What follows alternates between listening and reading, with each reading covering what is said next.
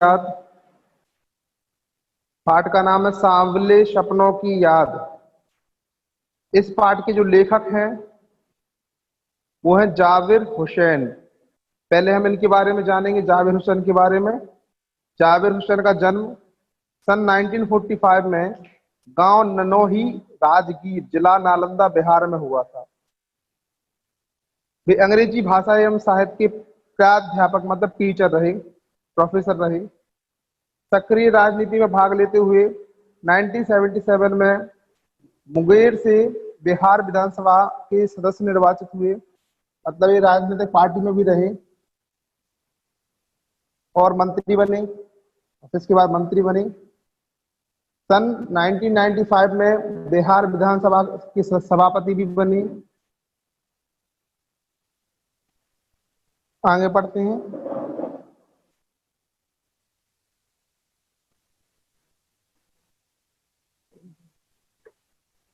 जाबिर हुसैन हिंदी, उर्दू तथा अंग्रेजी तीनों भाषाओं में समान अधिकार से लेखन करते रहे। मतलब तीन तीन भाषाएं ये जानते थे, हिंदी, उर्दू, अंग्रेजी। उनकी हिंदी रचनाओं में उनने जो हिंदी में कुछ पुस्तकें लिखी हैं वो है जो आगे है, डोला बीबी का मजार, अतीत का चेहरा, लौंगा, एक नदी रेत भरी प्रमुख है। अपने लंबे राजनीतिक सामाजिक जीवन के अनुभवों में उपस्थित आम आदमी के संघर्षों को उन्होंने अपने साहित्य में प्रकट किया है।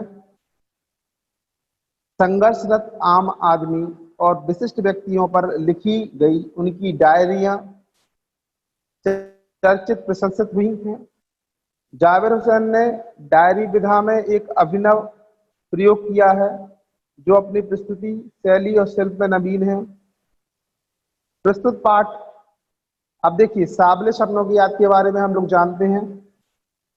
प्रस्तुत पाठ जून 1987 में प्रसिद्ध पक्षी विज्ञानी सालिम अली की मृत्यु के तुरंत बाद डायरी शैली में लिखा गया है। मतलब सालिम अली प्रसिद्ध पक्षी विज्ञानी हैं और उनकी मृत्यु के बाद जाबिर हुसैन ने उनके बारे में एक पाठ लिखा है, सांवले सपनों की याद। तो जाबिर हुसैन एक लेखक है, उन्होंने सालिम अली के बारे में लिखा। तो सालिम अली कौन थे? सालिम अली प्रसिद्ध पक्षी विज्ञानी थे। प्रसिद्ध पक्षी विज्ञानी जो पक्षियों के बारे में जानता था, उनके जीवन यापन के बारे में जानता था, उनके बारे में, सालिम अली के बारे में जाबिर हुसैन जी ने पाठ के बारे में लिखा है, उनके जीवन के बारे में लिखा है। और उनका जो लिखा है उस पाठ का नाम है सांवले सपनों की याद। सालिम अली का संस्मरण करते हुए लेखक ने उनके व्यक्ति चित्र प्रस्तुत किया है। यहाँ भाषा की रवानी और अभिव्यक्ति की शैली दिल को छूती है। आगे बढ़ते हैं। सांवले सपनों की याद, तो जैसा लेखक ने बताया है, यह पाठ जो है सालिम अली, मशहूर पक्षी विज्ञानी, या ये कह लीजिए पक्षियों के संहारक, मतलब उनको आसरा देने वाले, उनको उनके बारे में जानने वाले एक व्यक्ति थे सालिम अली। उनके बारे में जाबिर हुसैन ने लिखा है। तो क्या लिखते हैं जाबिर हुसैन? पढ़ते हैं। सुनहरे परिंदों के खूबसूरत पंखों पर सवार सांवले सपनों का एक हुजूम मौत की खामोश वादी की तरफ अग्रसर है। कोई रोक टोक सके कहाँ संभव है। अर्थात लेखक ने लिखा है, सुनहरे परिंदों के खूबसूरत पंखों पर सवार सांवले सपनों का मतलब एक व्यक्ति जिसका जीवन अत्यंत सुंदर है, जिसने जीवन भर अत्यंत ही अच्छे काम किए हैं, उसका जीवन अब समाप्त होने की कगार पर है और मौत को कोई रोक नहीं सकता, क्योंकि ये संभव ही नहीं है कि कोई मौत को रोक सके। जीवन में अगर कोई सत्य है तो वह है मौत।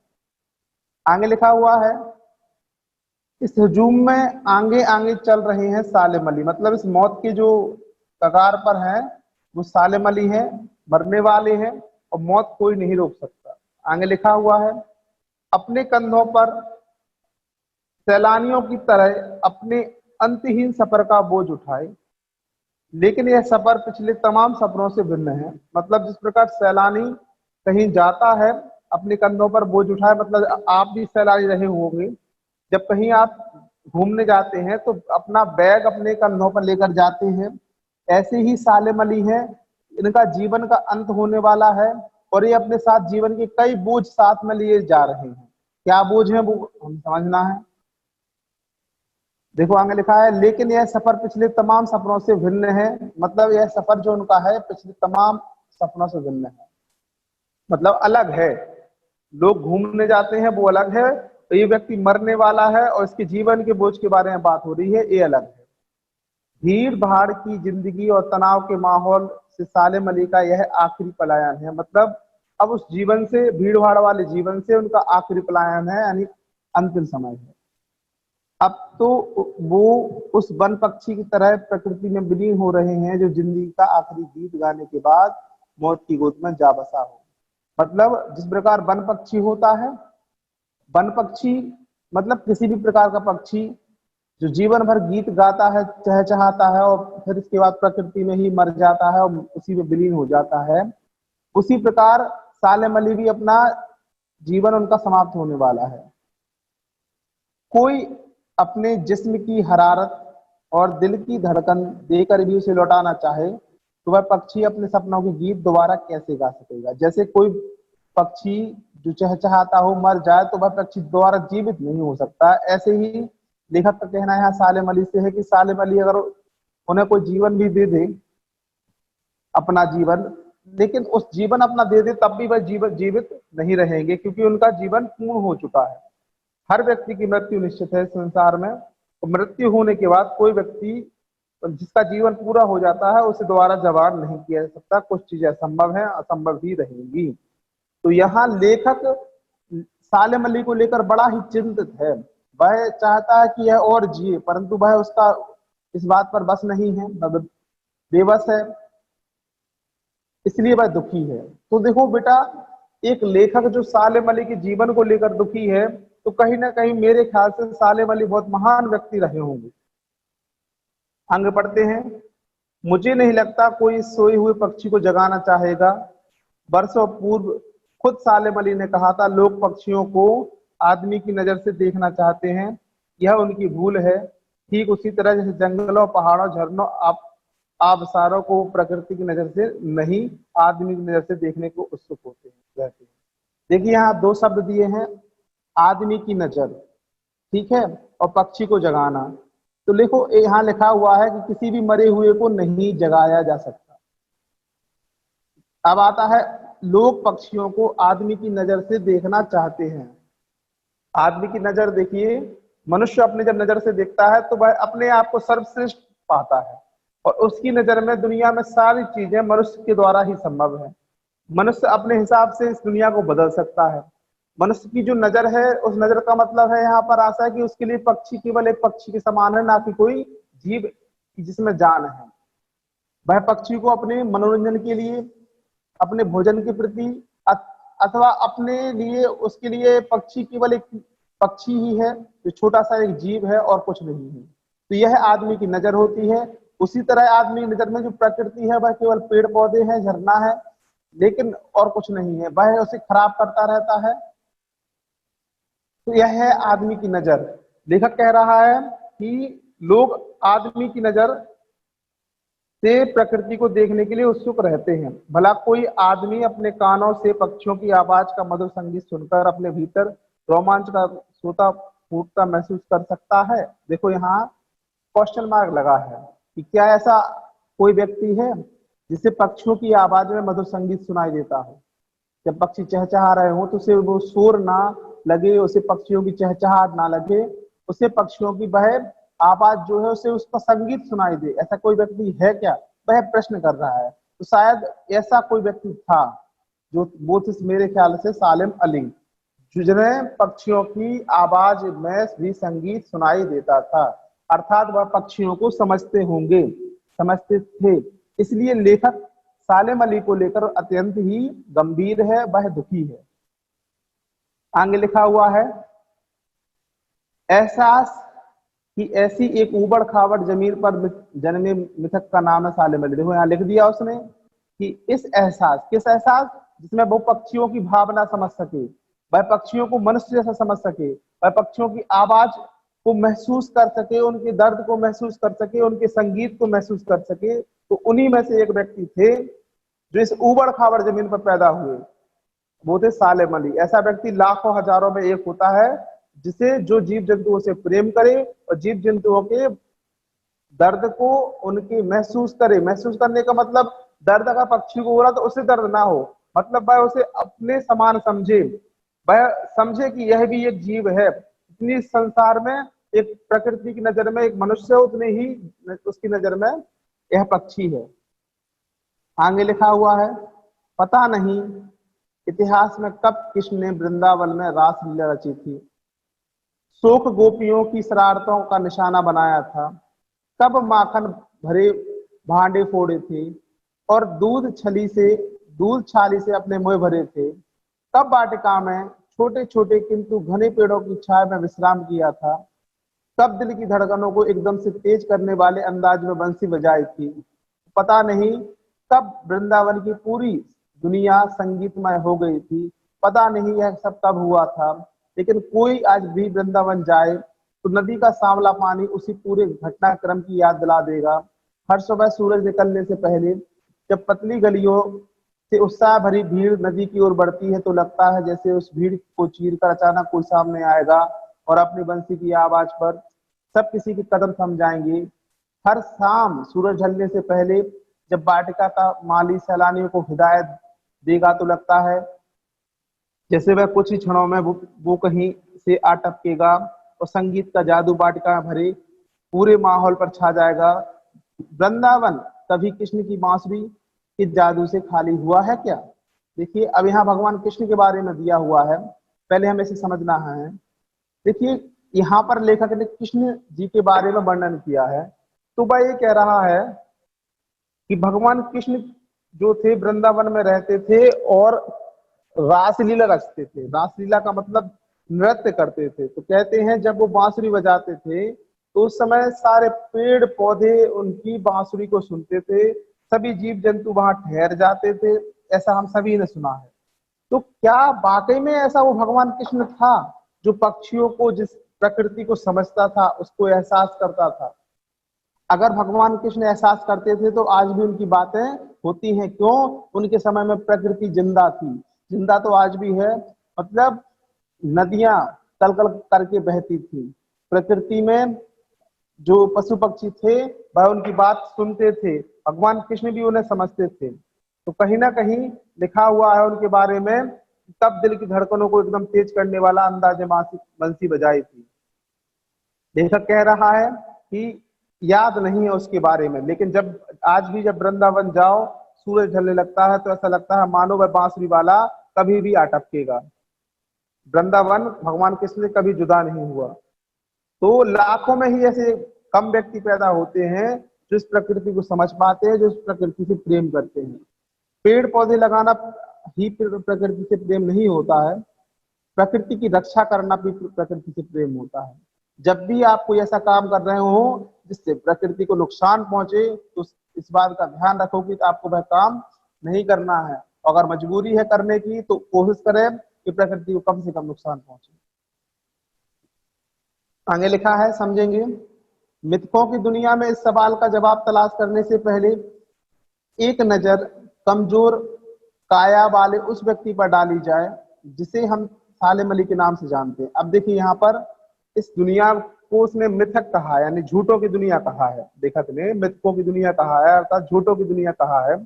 और लेखक कहता है झूठों की दुनिया में एक कमजोर सा व्यक्ति है, वह व्यक्ति है सालेम अली। अब हम उसे जानते हैं कि सालेम अली ने ऐसा क्या किया कि जिसे को लेकर लेखक इतना गंभीर है, इतना शांत, मतलब दुखी है, उसके मरने पर भी दुखी है, दुख मना रहा है, उसके बारे में अत्यंत बातें कर रहा है। तो यहाँ भगवान कृष्ण के जैसे व्यक्ति की मतलब भगवान कृष्ण से उसकी तुलना उसने कर दी है। तो सालेम अली कौन था, समझते हैं। उम्र को सती तक पहुंचने में थोड़े ही दिन बचे थे। संभव है लंबी यात्राओं की थकान ने उनके शरीर को कमजोर कर दिया हो। मतलब उनकी उम्र लगभग 100 वर्ष की होने वाली थी। शायद हो सकता है इतनी लंबी उम्र ने शरीर को कमजोर कर दिया हो और कैंसर जैसी जानलेवा बीमारी उनकी मौत का कारण बनी हो। मतलब सालेम अली को कैंसर हो गया था। आप सभी जानते हैं कैंसर कैसी बीमारी है। लेकिन अंतिम समय तक मौत उनकी आंखों से वह रोशनी छीनने में सफल नहीं हुई जो पक्षियों की तलाश और उनकी हिफाजत के प्रति समर्पित थी। मतलब उनकी आंखों की रोशनी नहीं गई।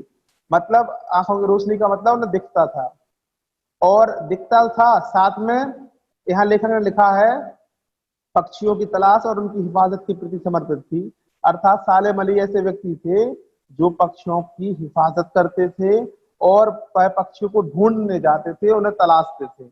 आगे लिखा है, सालेम अली की आंखों पर चढ़ी दूरबीन उनकी मौत के बाद ही तो उतरती। मतलब वह एक दूरबीन लिए रहते थे और दूर दूर से आए हुए पक्षियों को या किसी प्रकार के पक्षियों को पहचान लेते थे। पहचानने के बाद उनकी हिफाजत भी करते थे। उन जैसा वर्ड वाचर शायद ही कोई हुआ हो। देखिए यहाँ पर लेखक ने सालेम अली के लिए वर्ड वाचर शब्द का यूज किया।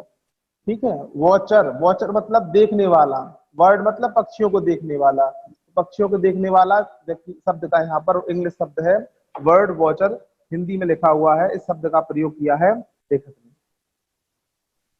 लेकिन एकांत क्षणों में सालेम अली बिना दूरबीन के भी देखे गए हैं। मतलब जब वो शांत इलाके में रहते थे तो उन्हें पक्षियों को पहचानने के लिए दूरबीन की आवश्यकता भी नहीं होती थी, पर बिना दूरबीन के ही दूर से पक्षियों को देखकर पहचान लेते थे। दूर क्षितिज तक फैली जमीन और झुके हुए आसमान को छूने वाली नजर, उनकी नजरों में कुछ कुछ वैसा ही जादू था जो प्रकृति को अपने घेरे में बांध लेता है। मतलब वह प्रकृति से इतना प्रेम करते थे सालेम अली कि वह दूर से ही पक्षियों को पहचान लेते थे। सालेम अली उन लोगों में से थे जो प्रकृति के प्रभाव में आने की बजाय प्रकृति को अपने प्रभाव में लाने के कायल होते हैं। देखिए कितना अच्छा लिखा हुआ है, इस लाइन का मतलब समझिएगा। सालेम अली उन लोगों में से थे जो प्रकृति को अपने प्रभाव में, मतलब प्रकृति के प्रभाव में आने की अपेक्षा प्रकृति को अपने प्रभाव में लाने के कायल थे। मतलब वह प्रकृति से इतना प्रेम करते थे कि वह प्रकृति को अपने हिसाब से ही, मतलब जैसे बदल देते थे। उदाहरण जैसे कई प्रकार ऐसा होता है, प्रकृति, प्रकृति के बारे में समझे। प्रकृति का मतलब है कि नदी, तालाब, झरने, पशु पक्षी, जीव जंतु, इन सभी का एक वातावरण, पेड़ पौधे, सभी का एक वातावरण, जिसमें यह निश्चित है कि एक व्यक्ति विशेष का, कुछ पक्षियों का एक बसेरा एक जगह निश्चित होगा। परंतु ऐसा नहीं था।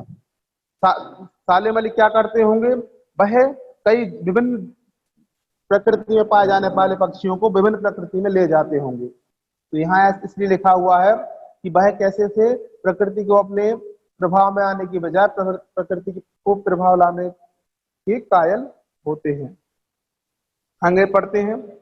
उनके लिए प्रकृति में हर तरह पे हंसती खेलती रहस्य भरी दुनिया पसरी थी। देखिए यहाँ लिखा हुआ है कि सालेम अली के लिए हर तरफ क्या था, हर तरफ हंसती खेलती रहस्य भरी दुनिया थी। यह दुनिया उन्होंने बड़ी मेहनत से अपने लिए गढ़ी थी। मतलब उन्होंने अपनी दुनिया, प्रकृति की दुनिया, खुद की दुनिया खुद बनाई हुई थी।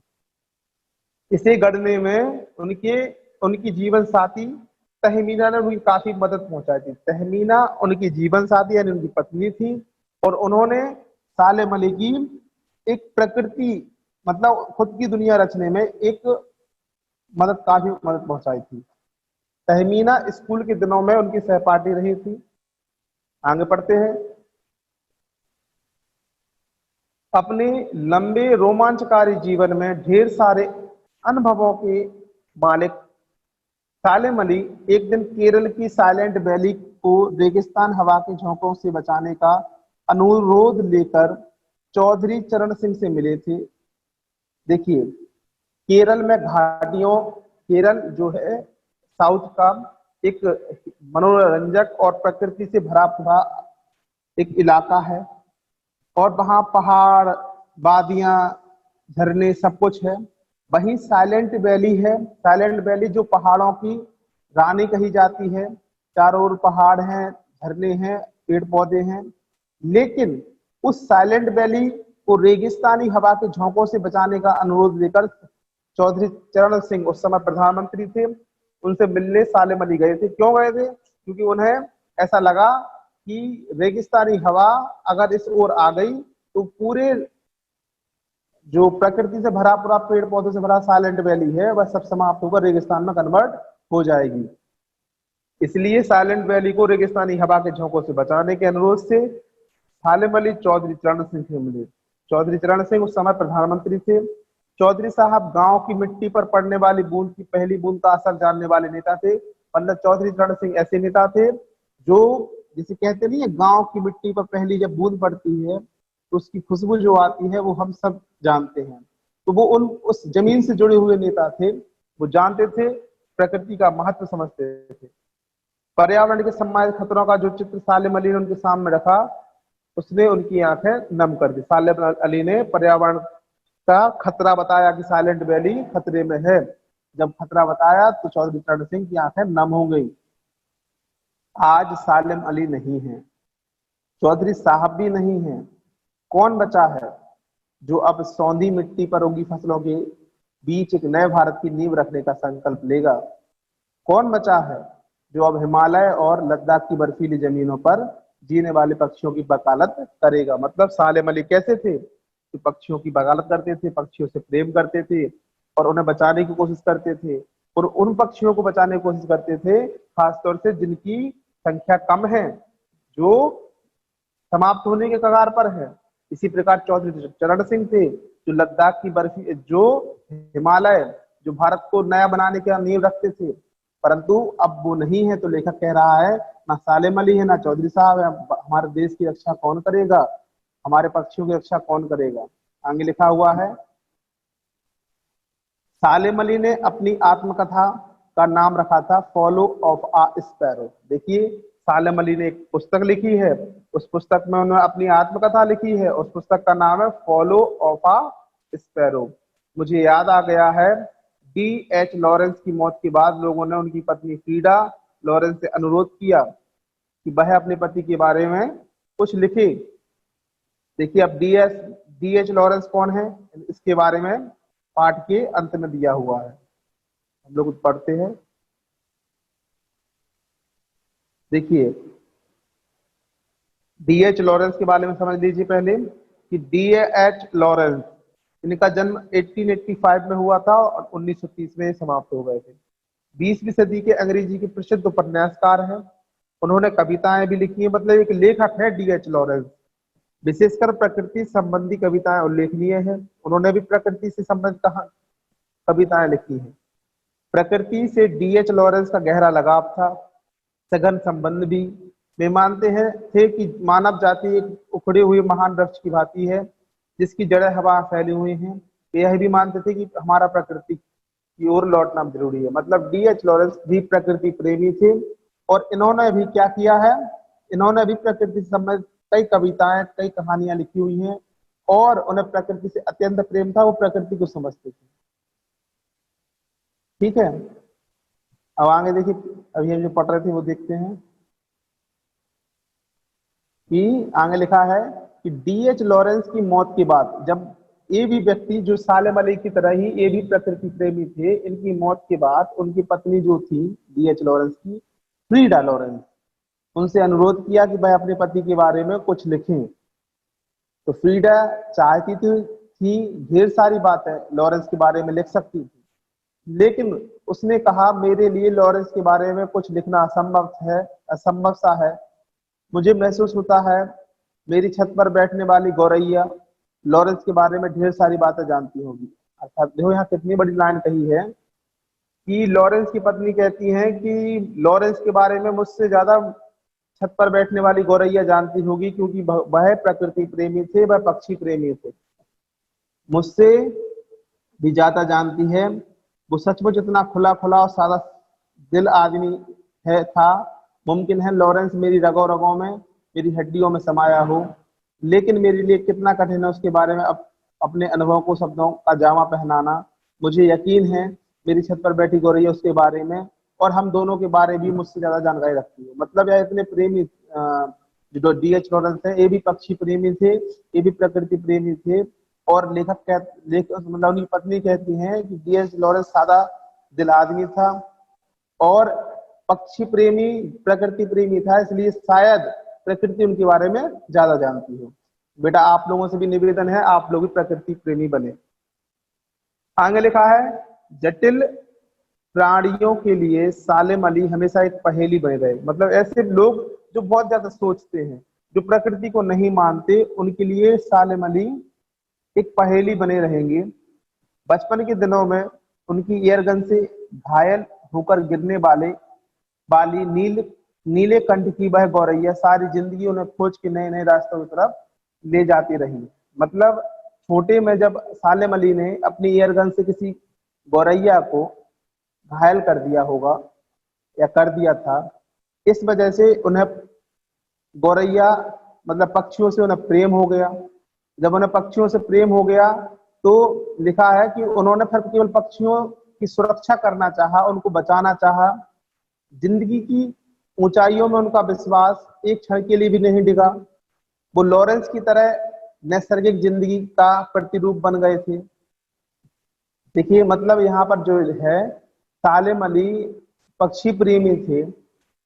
बचपन में एक गौरैया के घायल हो जाने के बाद उन्होंने जीवन भर केवल पक्षियों से प्रेम किया, उनकी सुरक्षा की। माना जाता है कि सालेम अली ने खुद का एक पक्षी घर या ये कह लीजिए पक्षी जू, चिड़ियाघर बनाया है, जिसमें विभिन्न प्रकार के, लखनऊ में है वह, इसमें विभिन्न प्रकार के हजारों प्रकार के पक्षी हैं। इसके अलावा सालेम अली पक्षियों के लिए, उनकी खोज के लिए दुनिया के हर कोने में जाते थे और कोशिश करते थे उन पक्षियों को बचाने की जिनका जीवन अब समाप्ति के दौर पर है। ऐसे लोग, ऐसे पक्षी जो अंत होने की कगार पर हैं, उनको बचाने की, उनके बारे में समझने की सालेम अली कोशिश करते थे। और सालेम अली ने पक्षियों को बचाने, पक्षियों के बारे में जानने में अपना पूरा जीवन ही लगा दिया। आगे लिखा हुआ है कि सालेम अली प्रकृति की दुनिया में एक टापू बनने के बजाय अथाह सागर बनकर उभरे। एक मिनट होल्ड कीजिएगा।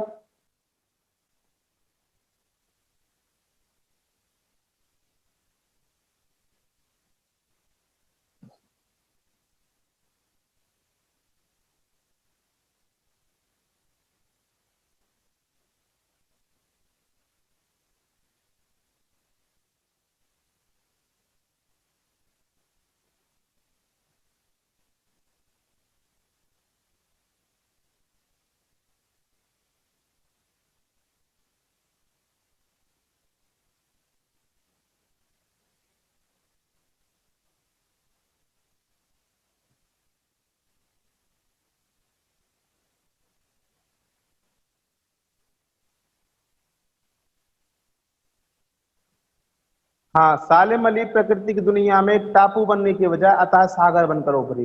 मतलब जिस प्रकार टापू होता है, बहुत बड़े सागर में एक छोटा सा टापू दिखाई देता है, वो टापू नहीं बने, वो सागर बने। सागर जिसमें हजारों टापू हों। जो लोग उनके भ्रमणशील स्वभाव और उनकी यायावरी से परिचित हैं, उन्हें महसूस होता है कि वो आज भी पक्षियों के में इस सुराग में ही निकले होंगे। मतलब वह पक्षियों का सुराग, मतलब वो पक्षियों को ढूंढने के लिए किसी भी हद तक जाने के लिए तैयार थे। वह खोज लेते थे कि किस प्रकार का पक्षी कहाँ होता होगा। लिखा है उन्हें महसूस होता है कि आज ही पक्षियों के सुराग में निकले हैं और बस अभी गले पे लंबी दूरबीन लटकाए हुए खोजपूर्ण नतीजों के साथ लौट आएंगे। जब तक वो नहीं लौटते, क्या उन्हें गया हुआ मान लिया जाए? मेरी आंखें नम है सालेम अली, तुम लौटोगे ना? मतलब यहाँ लेखक कह रहा है सालेम अली उसकी नजर में आज भी जिंदा है। क्या कोई ऐसा व्यक्ति होगा जो सालेम अली जैसा होगा, जो सालेम अली जैसा होगा और वह पक्षियों की परवाह करेगा? देखो बेटा, ये पाठ समाप्त हुआ। इसके बाद कुछ क्वेश्चन आंसर हैं। देखिए यहाँ पर एक मातृभाषा में एक लोकगीत है, मैं वो पढ़ता हूँ। अरे अरे श्यामा चिरैया, झरो खवे मती बुलऊ, मोरी चिरई अरे मोरी चिरई, सिरकी भीतर बने जरवा, जगाई लई अबाऊ मनाई लई अबाऊ, कवने बनन उनकी सिरकी कवने रंग वर्दी। बेटा इस पोयम को पढ़िएगा। आगे हम पढ़ते हैं सालेम अली के बारे में। तो देखा, प्रसिद्ध पक्षी विज्ञानी सालेम अली का जन्म 12 नवंबर 1896 में हुआ था और उनकी मृत्यु 20 जून 1987 में हुई थी। उन्होंने फॉल ऑफ स्पैरो नाम की आत्मकथा लिखी। इसमें पक्षियों से संबंधित रोमांचक किस्से हैं। एक गौरैया गिरना शीर्षक से इसका हिंदी अनुवाद नेशनल बुक ट्रस्ट ने प्रकाशित किया है। आगे बढ़ते हैं, इनके बारे में जानते हैं। मैं आपको कुछ और बताता हूं। सालेम अली को ध्यान रखिएगा भारत का वर्डमैन कहा जाता है। सालेम अली को भारत का वर्डमैन कहा जाता है। इन्हें बर्ड वॉचर भी कहा गया है। इन्होंने फॉल ऑफ स्पैरो नामक की पुस्तक भी लिखी है। इन्हें पक्षी विज्ञानी भी कहा जाता है। इन्हें पद्म भूषण जैसे उस पुरस्कार से सम्मानित भी किया गया है। इन्हें बॉम्बे नेचुरल हिस्ट्री सोसाइटी के सम्मान से भी इन्हें पुरस्कार से सम्मानित किया गया है। इन्होंने साइलेंट वैली में नेशनल पार्क को बचाया था। ठीक है।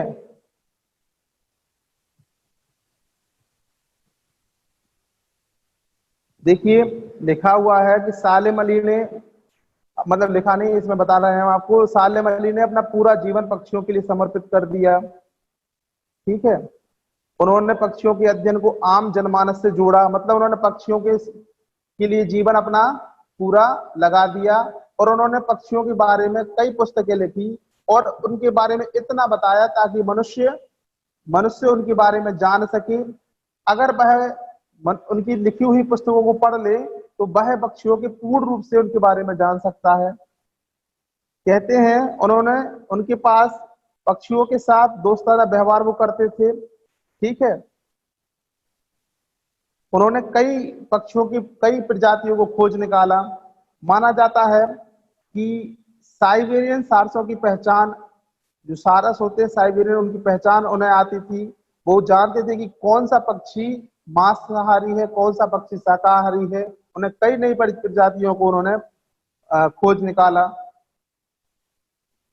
ध्यान दीजिए, सालेम अली ने गोंग एंड फायर एवं डेक्कन विधि भी खोज निकाली, जिसका कार्य था पक्षियों की आदतों के बारे में जानना, पक्षियों के बारे में जानना।